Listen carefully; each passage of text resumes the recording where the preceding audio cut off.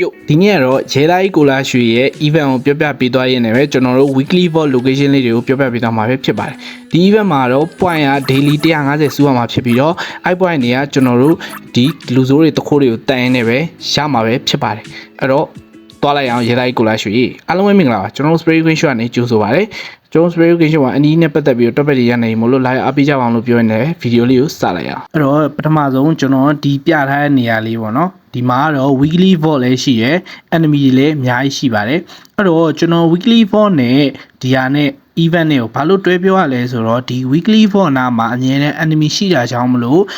့ကျွန်တော်တို့ဒီ enemy ကိုတက်ပြီးတော့လေ daily point ရှာလို့ရပါတယ် daily point က150အထိပဲဖြစ်တဲ့အတွက်ကြောင့်မလို့ကျွန်တော်အခုပြထားတဲ့နေရာတွေကိုတရက်ကို2ခုလောက်ပဲသွားစီခြင်းတယ်ပေါ့နော်ဘာလို့လဲဆိုတော့ brother တို့အနေနဲ့ဒီ point ကိုတခါတည်းအကုန်လုံးသွားလိုက်မယ်ဆိုရင်နောက်ရက်အတွက် point မကျန်ပါဆိုလို့ပဲဖြစ်ပါတယ်အဲ့တော့ကျွန်တော်တို့ဒီနေရာရောက်ပြီဆိုရင်တော့ဒီကောင်တွေကိုတခါတည်းရှင်းလိုက်ပေါ့နော်အဲ့တော့ရှင်းပြီးရင်တော့ကျွန်တော်တို့ဒီနားမှာsave လေးရှိရပေါ့နော် save တစ်ခုရှိရ save ကတော့အဲ့ဒါ3ထပ်မြောက်မှာပဲဖြစ်ပါတယ်အဲ့တော့3ထပ်မြောက်မှာပေါ့နော်ကျွန်တော်ဒီတိုင်းလမ်းလျှောက်သွားလိုက်ပါကျွန်တော်အောက်က enemy တွေကိုမတက်ဘူးဆိုတာကျွန်တော် point ပြည့်ခံနီးမလို့ပေါ့နော် point ပြည့်ခံနီးမလို့မတက်တော့ပါဒီပွားကောင်တွေပဲတက်လိုက်တယ်ပေါ့နော်တက်ပြီးတော့ကျွန်တော်ဒီစိတ်လေးကိုဖွင့်လိုက်တယ်ပေါ့နော်ဖွင့်ပြီးတော့ကျွန်တော်တို့ event တွေကိုဝင်လိုက်မယ်ပေါ့နော် event တွေမှာကျွန်တော်တို့ reward တွေရနိုင်ပေါ့နော်အမှ reward ရပြီဆိုတော့ကျွန်တော်က145တော့ရတာပြီ daily ကိုတော့မပြည့်သေးဘူးပေါ့နော် daily limit တော့မပြည့်သေးဘူးဒါပေမဲ့9 point ပဲလို့လားဆိုတော့ကျွန်တော်အကောင့်တွေကိုမချတော့ဘူးပေါ့နော်ကျွန်တော်ကတော့အဲ့ဒါနဲ့ကျွန်တော်နောက်တစ်ခေါက်ဒီမှာထပ်ဝင်မယ်ပေါ့နော်နောက်တစ်ခေါက်ဒီထဲကိုထပ်ဝင်မှာထပ်ဝင်ပြီးတော့ကျွန်တော်ဒီတစ်ခေါက်က elevator နဲ့သွားမယ်ပေါ့နော်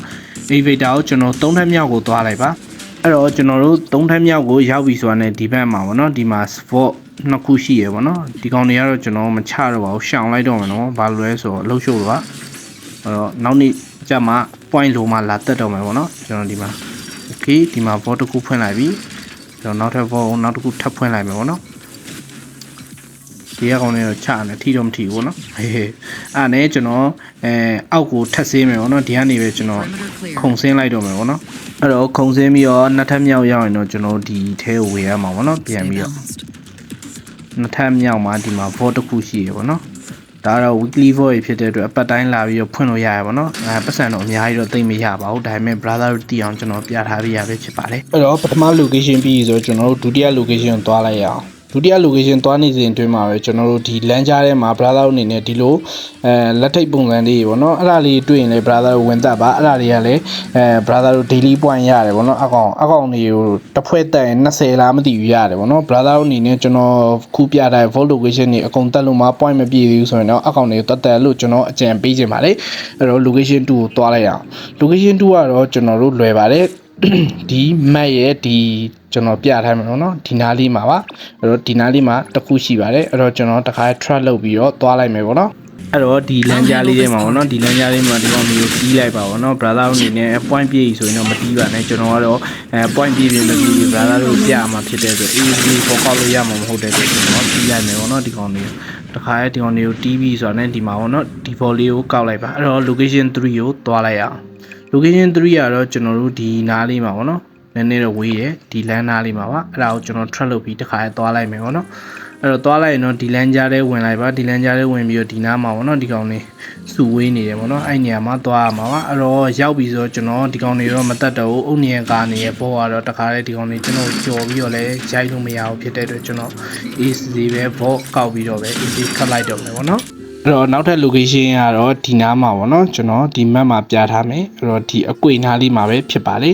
ေအဲ့တော့အဲ့ကိုတခါလေးကျွန်တော်တို့သွားလိုက်အောင်ရောက်ပြီဆိုရင်တော့ဒီနားလေး construction site ရှိရပါတော့အဲ့ construction site ကဒီကောင်တွေကိုတီးပေးလိုက်ပါအဲ့တော့တီးပေးပြီးတော့ကျွန်တော်တို့ဒီနားလေးမှာရှိတဲ့ vault လေးကိုသွားပြီးတော့ကောက်လိုက်ရမှာပဲဖြစ်ပါတယ်အဲ့တော့နောက်ထပ် weekly vault location 5ကတော့ကျွန်တော်တို့ ghost train နားမှာပဲဖြစ်တယ်ပေါ့နော် ghost train ရဲ့ဒီအကွေနားလေးကမှာပဲဖြစ်ပါတယ်အဲ့တော့ကျွန်တော်တို့သွားလိုက်အောင်ဒီကောင်ကတော့ကျွန်တော်တို့ ghost train နဲ့နီးလို့ကျွန်တော် ghost train ကို teleport လုပ်ပြီးတော့ဒီနားကိုလာခဲ့လိုက်တယ်ပေါ့နော်ရောက်တော့ဒီမှာပေါ့နော် construction site ကလေးကိုကိုရောင်လေးနဲ့ပဲဒီကောင်လေးအဲ့တော့ဒီကောင်လေးကိုကျွန်တော်တခါလေးတီးပေါ့နော်တီးပြီးတော့ကျွန်တော်တို့ဘောကဒီမှာနှလုံးရှိရပေါ့နော်ဒီနားမှာတစ်လုံးပြီးတော့ကျွန်တော်တို့ဟိုဘက်ချမ်းမှာပေါ့နော်ဒီဘက်ချမ်းမှာတစ်လုံးရှိရပေါ့နော်အမ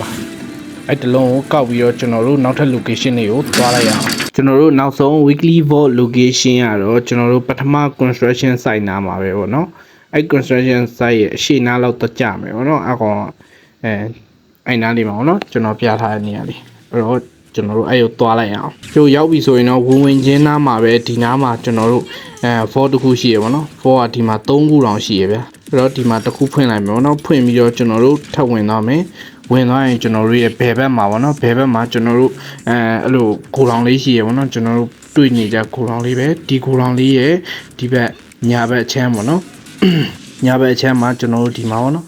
အမှာ4တကူပြီးတော့ဒီကြားထဲလေးမှာ4တကူရှိမှာပဲဖြစ်ပါတယ်အဲ့တော့ဒါကတော့ weekly vault ရဲ့ location လေးပဲဖြစ်ပါတယ်အဲ့တော့ကျွန်တော်တို့ bonus ကလေးကိုတွားလိုက်အောင်ကျွန်တော်တို့ဒီ enemy တွေကိုရှင်းတိုင်းမှာတစ်ခါကြာရင်မုံလေးရရပါတော့အဲ့မုံလေးတွေကကျွန်တော်တို့ဒီမှာ exchange လုပ်ဖို့အတွက်ပဲသုံးလို့ရတာလားမဟုတ်ပါဘူး brother တို့အနေနဲ့တစ်ခါတလေအမှုဖြစ်ရင်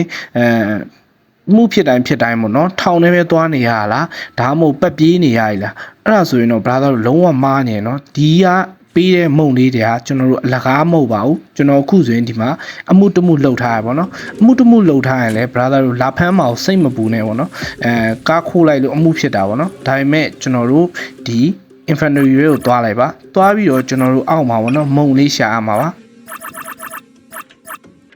ကျွန်တော်တို့ Go Ahead Crispy Mouse Cookie ကိုစားလိုက်ရင်တော့အမှုကတခါတည်းတန်းပြီးတော့ cooling down ဖြစ်သွားမှာဖြစ်ပါဒါကတော့ကျွန်တော်တို့ဂျီခဏအောင်းနေရတဲ့ brother တွေအတွက်ကျွန်တော်ပြောပြပေးရပဲဖြစ်ပါတယ်အဲ့တော့ brother တို့သိရင်လည်းသိပြီးမဲ့တချို့ကမသိရင်လည်းမသိရသေးဘူးမသိရသေးတဲ့သူတွေကတော့အထောက်အကူဖြစ်မယ်လို့မျှော်လင့်ပါတယ်ဒီဗီဒီယိုလေးကိုကြိုက်နေတဲ့တယ်ဆိုရင်တော့ like လေးလုပ်သွားပါအောင်နောက်တဲ့ဗီဒီယိုတွေမလို့ရအောင်လို့လည်း subscribe လေးလုပ်သွားပါအောင်လို့ပြီးတော့ကျွန်တော်တို့ရဲ့ Telegram မှာ NDE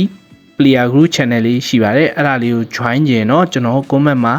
ကျူဝါလေးချထားပေးပါနဲ့အဲ့ရနေပြီးတော့ဝင်ခဲ့ကြပါလို့အားလုံးလည်းကြိုးစားပါတယ်လို့ brother တို့အဲ့တော့ဒီနေ့ကတော့ဒီလောက်ပါပဲ brother တို့အားလုံးကျေးဇူးတင်ပါတယ်နောက်မှတွေ့ပါမယ်